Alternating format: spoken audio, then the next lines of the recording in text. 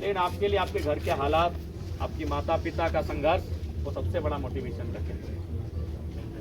हमें याद है कि कभी कभी नींद 12-1 बजे 2 बजे खुलती थी तो अपना घर को हम झांकते थे, घर के किचन को झांकते थे, घर में कभी बारिश की बूंदें गिरती थी उन परिस्थितियों को झांकते थे। हालांकि बारिश की बूंदें आज भी गिरती है, क्योंकि हमने फैसला ही बहुत ऐतिहासिक ले लिया है कि हमें जो सैलरी मिलेगी सरकारी वो 75% डोनेट कर देंगे, तो उसके बाद बचता नहीं है। तो बारिश की बूंदें हमारे घर से अभी भी आती है, लेकिन अब हम असफलता की श्रेणी में नहीं आएंगे। अब हम इस राज्य के सबसे सफल व्यक्तियों की श्रेणी में आएंगे, क्योंकि एमएलए एक बहुत बड़ी चीज़ होती है। हालांकि ये अलग बात है कि हम अपने परिवार को, अपने घर को उस सांचे में ना ढाल पाए अभी तुरंत, लेकिन अब हम असफलता की श्रेणी में नहीं आएंगे, क्योंकि हमने वचन ही ऐसा दिया है कि उसके कारण हमें अपना सैलरी को डोनेट हम करते आए हैं। तो हम लगातार अपनी उन चीज़ों को देखते थे, क्योंकि पिताजी का हमारा जब 2 साल उम्र था उसी समय देहांत हो गया। झारखंड मूवमेंट के फाइटर थे, एक मूवमेंट में सर पे चोट लगी, फ्यूचर में वो ब्रेन ट्यूमर का कारण बनी और उनका डेथ हो गया। उसी साल हमारे दादाजी का डेथ हुआ, और उस परिस्थिति से हम निकल कर आए हैं, उस परिस्थिति से हम निकल कर आए हैं। तो इसलिए मैं आपको अपनी कहानी इसलिए शेयर कर रहा हूँ कि उस परिस्थिति में आया जहाँ लोग, मैंने बहुत सारे अपने दोस्तों को देखा, अपने साथियों को देखा, मैट्रिक में डिस्टिंक्शन मार्क्स लाने के बाद, अच्छा मार्क्स लाने के बाद 70%, 80%, इंटर में दाखिला लिए, कुछ दिनों के बाद चेन्नई, मद्रास, गुजरात, महाराष्ट्र इत्यादि क्षेत्रों में कमाने चले गए। लेकिन हमने हमेशा वो संकल्प लिया था कि भाई हमको पढ़ना है।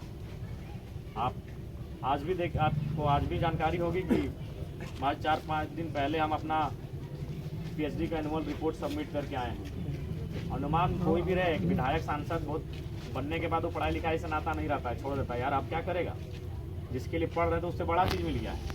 पढ़ रहे थे इसलिए कि एक जॉब मिले 30,000, 40,000, 50,000 की, 2.5 लाख का सैलरी मिलता है, लेकिन हम फिर भी पढ़ रहे हैं।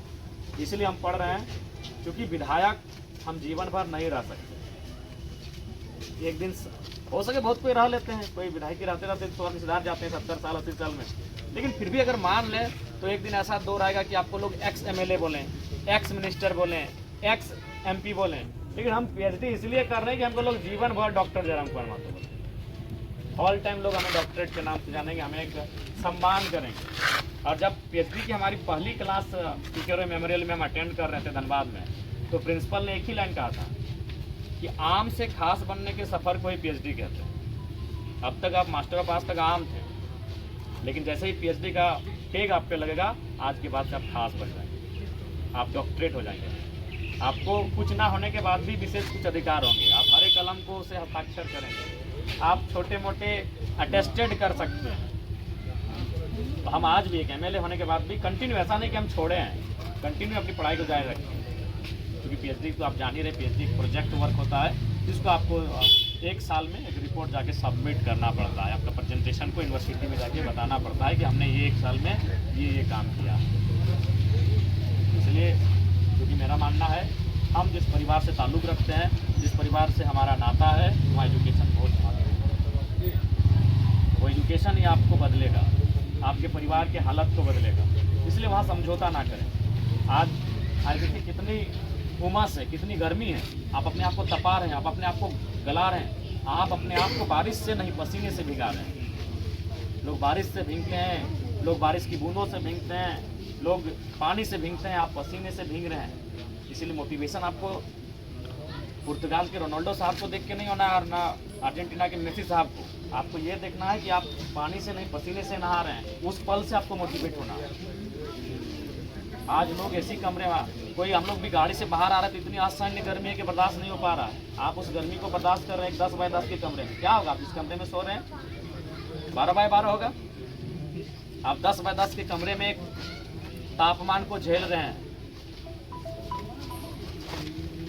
इसलिए ये आपका सबसे ओरिजिनल मोटिवेशन है कि आप किन परिस्थितियों से लड़के यहाँ टिके हैं, आप किन परिस्थितियों का सामना करके आज आप यहाँ पर हैं। इन चीज़ों को नहीं भूलना है। ये ओरिजिनल चीज़ें हैं, आपकी ओरिजिनल चीज़ें हैं जो आपको हमेशा प्रेरित करेंगी कि आपका आगमन यहाँ क्यों हुआ है, आपका लक्ष्य क्या है, आपका गोल क्या है। ये चीज़ें आपको बतलाएंगे।